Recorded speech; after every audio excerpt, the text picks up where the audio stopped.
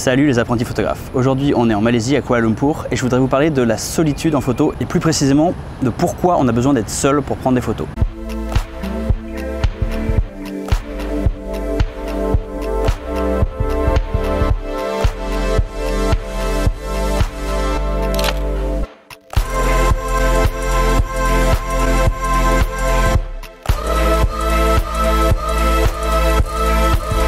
Je m'excuse pour le son, je m'excuse pour le cadre, je m'excuse pour la luminosité, je fais du mieux que je peux, mais j'ai pas beaucoup de matos en voyage, donc j'espère que c'est pas trop dégueu et que vous m'entendez bien. Ce que je vais dire aujourd'hui, ça concerne tous les types de photos du genre photo de rue, la photo où on va à la rencontre des gens, les photos où il faut réagir vite.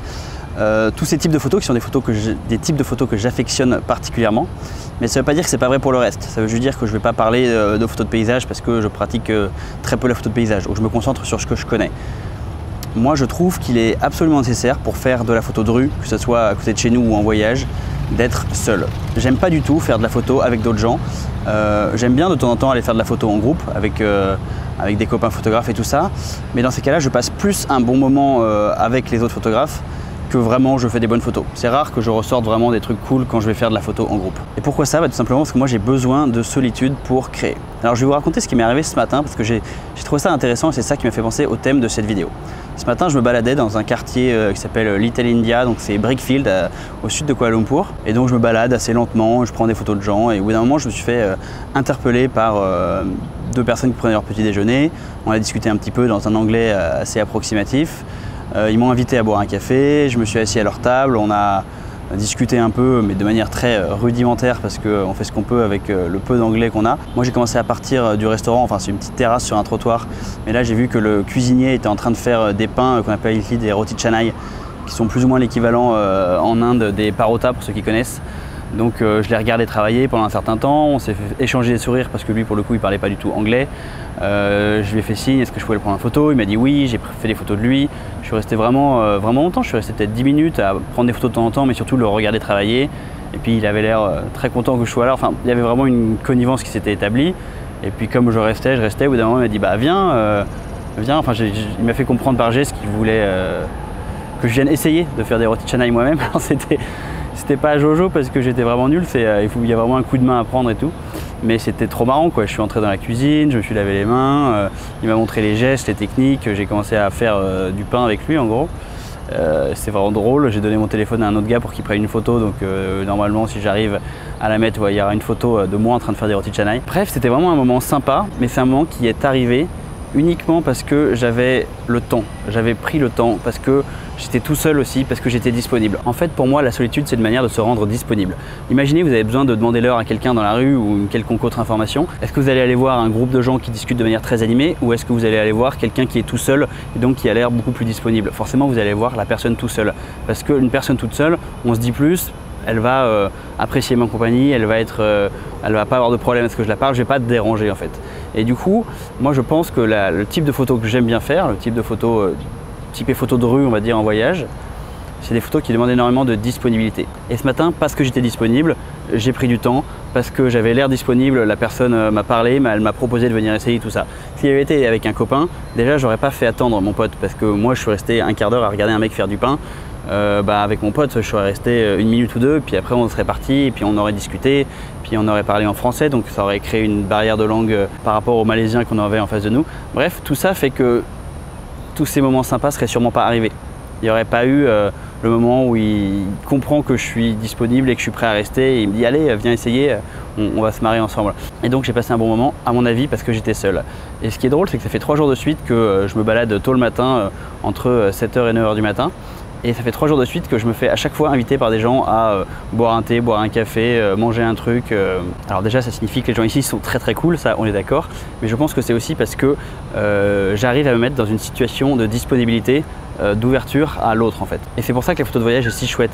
Parce que c'est pas un état on va dire dans lequel c'est facile de se mettre. Moi en tout cas personnellement ça me demande un gros effort.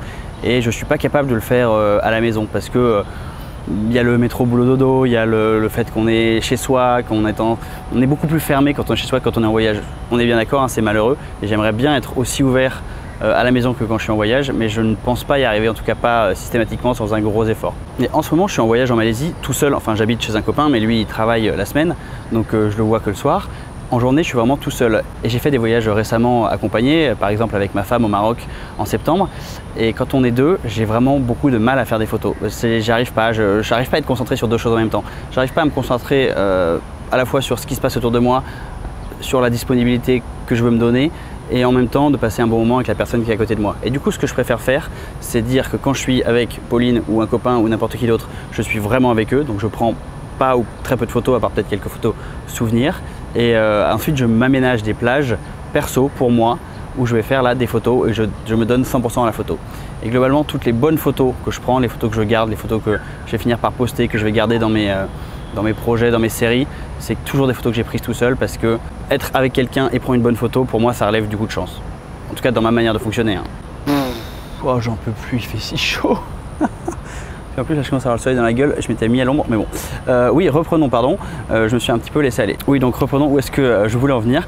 Ce que je voulais dire aujourd'hui, c'est que je vous encourage à essayer de faire de la photo tout seul. La photo, c'est quelque chose qui pour moi se pratique de manière assez solitaire. Ça ne veut pas dire qu'on se referme sur soi-même, parce que c'est plutôt l'inverse. On est seul parce qu'on ne veut pas être avec des gens avec qui on est trop confortable, parce que sinon on va forcément se tourner vers eux. Moi en fait j'ai besoin d'être seul pour pouvoir m'ouvrir aux autres. Ça paraît peut-être un peu ésotérique comme ça, mais j'espère qu'il y en a certains d'entre vous qui m'ont compris. Je vous encourage vraiment à tester les longues balades solitaires pour aller faire des photos. Je pense que c'est vraiment quelque chose qui peut vous faire progresser en photo, parce que même si vous n'allez pas particulièrement vers les gens parce que ce n'est pas votre type de photo, vous serez beaucoup plus concentré sur votre environnement.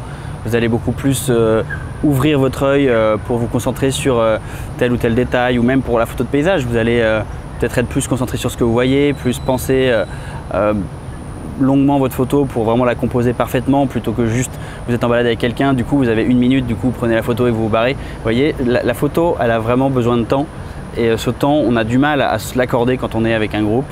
Même avec un groupe de photographes, ça c'est mon avis. Et du coup, je pense que la photo est globalement quelque chose qui se pratique mieux en solitaire. Alors ce qui est sûr aussi, c'est que ça dépend beaucoup des caractères des gens. Je connais des gens qui font pas mal de photos en groupe et ça a l'air de plutôt bien leur aller, mais c'est peut-être pour des types de photos différentes.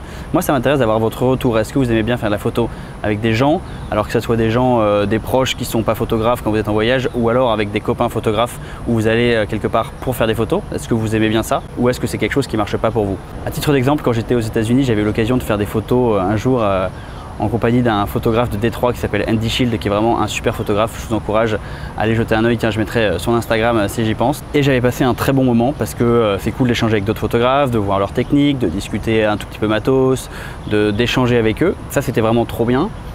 Mais en fait, j'ai pas de méga bonne photo prise ce jour-là, parce que je trouve ça hyper dur de me concentrer. Je trouve ça hyper dur à la fois discuter avec quelqu'un et avoir l'œil ouvert, enfin je veux dire vraiment ouvert et vraiment attentif pour voir des scènes intéressantes. Et surtout, un groupe, c'est pas un élément ouvert aux gens. Donc personne n'est venu m'inviter à boire un coup quand j'étais en groupe. Alors que même aux États-Unis, ça m'est déjà arrivé à me faire inviter à boire un coup dans un café, dans un diner, parce que j'étais seul et parce que j'avais cette disponibilité.